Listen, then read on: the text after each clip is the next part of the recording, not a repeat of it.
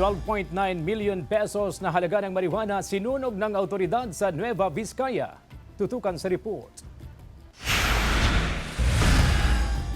Aabot sa 12.96 million pesos ang halaga ng nasamsam na marijuana sa Nueva Vizcaya matapos madiskubre ang ilang plantasyon sa lalawigan. Kabuang 25,114 na marijuana plants ang pinagbubunot at sinira ng mga otoridad. Nakita ang naturang mga plantasyon sa bulubunduking bahagi ng Purok Little Kapangan at Sitio Pinakdatan sa Barangay Kimbutan sa bayan ng Dupax del Sur. Sa dalawang plantasyon na nadiskubre sa Purok Little Kapangan, 300 fully grown marijuana plants ang nadiskubre sa unang plantasyon at 15,000 marijuana plants sa ikalawang lokasyon. Nasa halos 10,000 marijuana plants naman ang nadiskubre sa Sitio Pinakdatan. Sa ngayon, patuloy ang investigasyon ng kapulisan upang matukoy at mahuli ang mga nasa likod ng iligal na taniman ng marijuana sa nasabing lugar.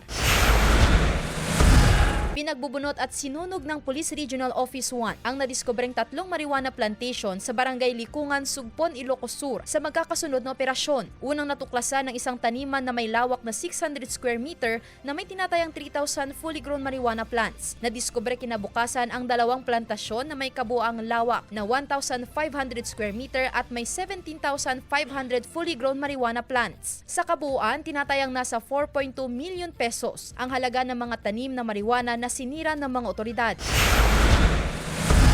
Sa bisa ng search warrant, 4 na drug personalities ang naaresto sa Middle Rock Quarry, Baguio City matapos makumpiskahan ng hinihinalang shabu. Nakumpiska ang ilang drug paraphernalia at 17 sachet ng hinihinalang shabu na may timbang na 36.5 gramo at nagkakahalaga ng halos 250,000 pesos. Wala pang pahayag ang mga sospek na nahaharap sa kasong paglabag sa Comprehensive Dangerous Drugs Act of 2002. Sandy Salvacio, One North, Central Luzon.